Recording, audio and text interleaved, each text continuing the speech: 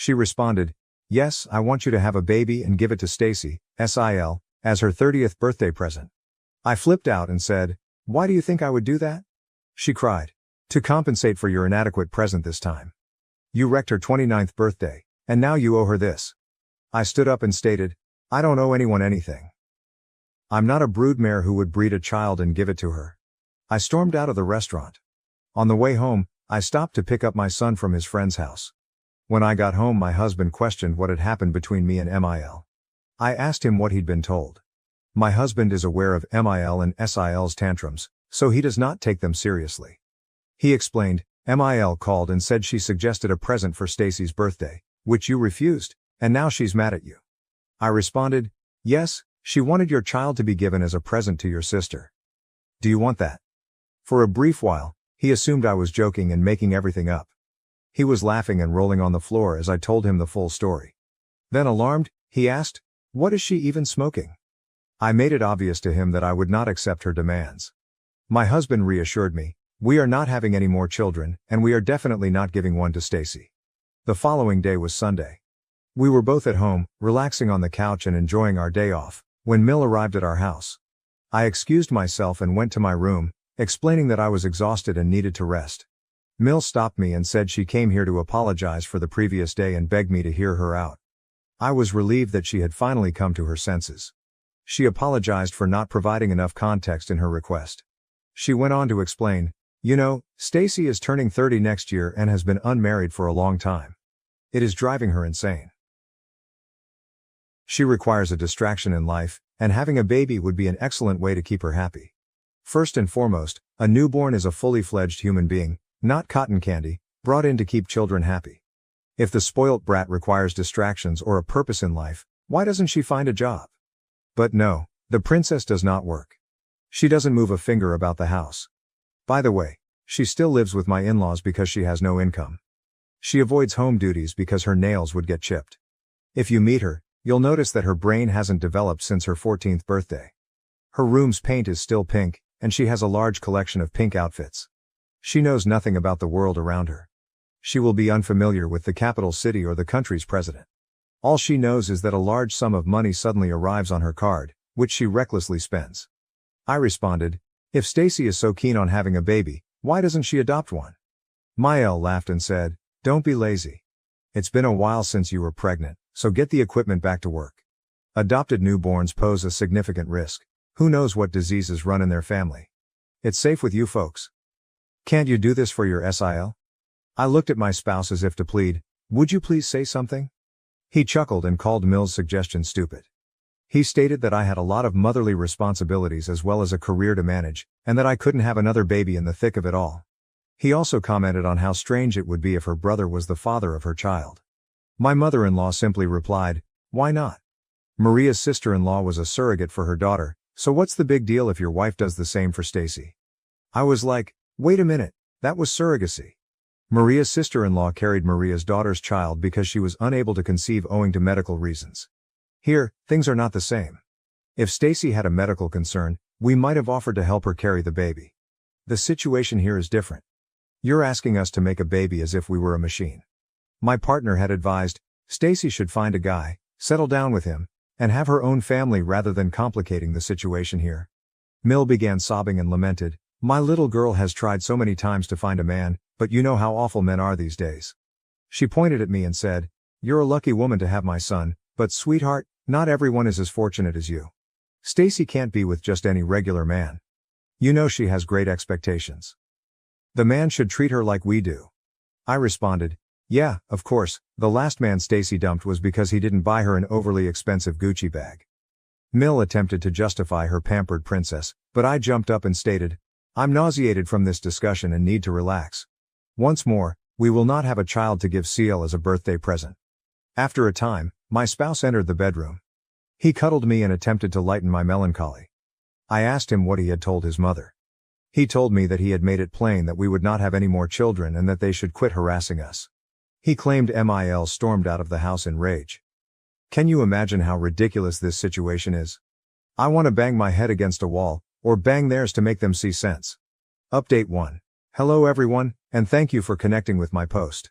Some of the comments were just amusing. You're correct in stating that Stacy is psychologically something. I feel the same way. Both Stacy and MIL need to have their heads checked. Perhaps they were buried under pounds of makeup, lol. If there had been any other regular person, they would have backed off after the previous talk. But now we're dealing with two maniacs. Until recently, it was just MIL, but Stacy has also gotten involved. I tell you, she is 100 times more difficult to talk to since she does not grasp logic. As I said in my previous report, Miel wrecked my Sunday with her baby-making pitch. A week later, on the following Sunday, bam! She appears again with her adorable doll. They seem to have promised to destroy my day off. Stacy entered wearing a skirt and a comfortable blouse. This was the first time I had seen her without her very tiny clothes, and her hair and nails were flawless. Mill pointed and asked, "Do you see? Stacy has already begun dressing like a mama." So this was the cause for her new fashion sense. Do they truly believe that changing your clothes will make you a mommy? Change your clothes and you're ready to be a mother. Stacy smirked at me and replied, "I'm in. Whatever I do."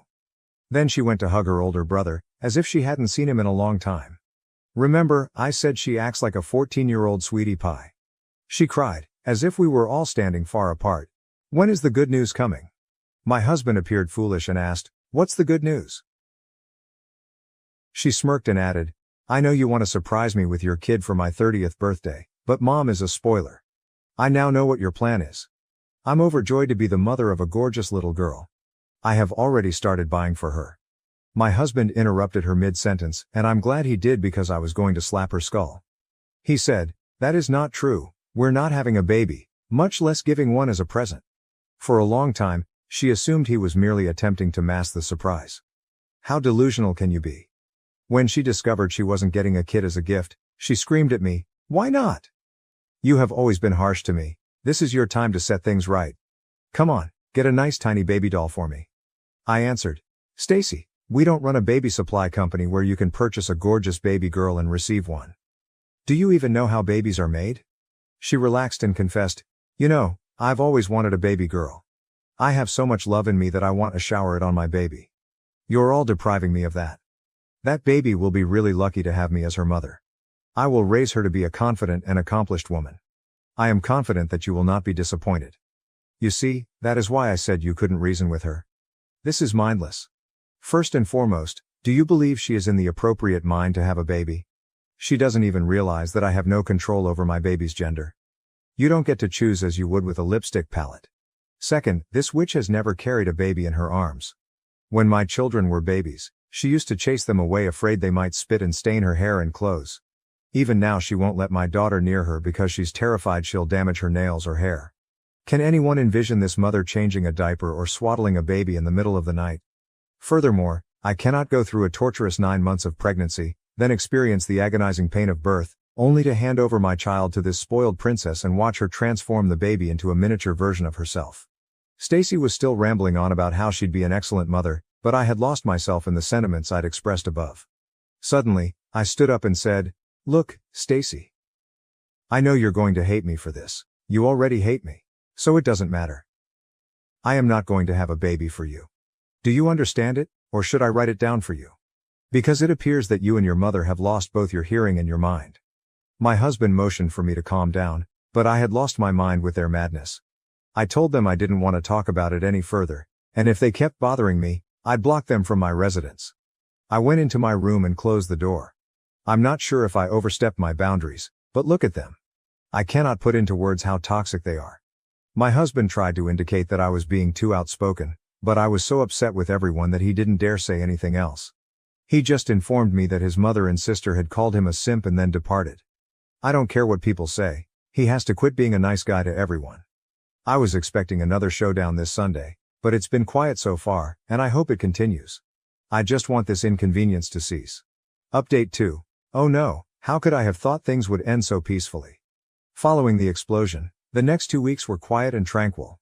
I felt so at ease without MIL showing up at our door. But God, it wasn't silent at all. There was a flurry of activity going on online that I was completely unaware of. Stacy had been defaming me on social media, alleging that I was taking away her chance to become a mother. She describes herself as a beauty guru and posts makeup tutorials. She has a respectable following on her account. I'm not extremely active on social media because I have a life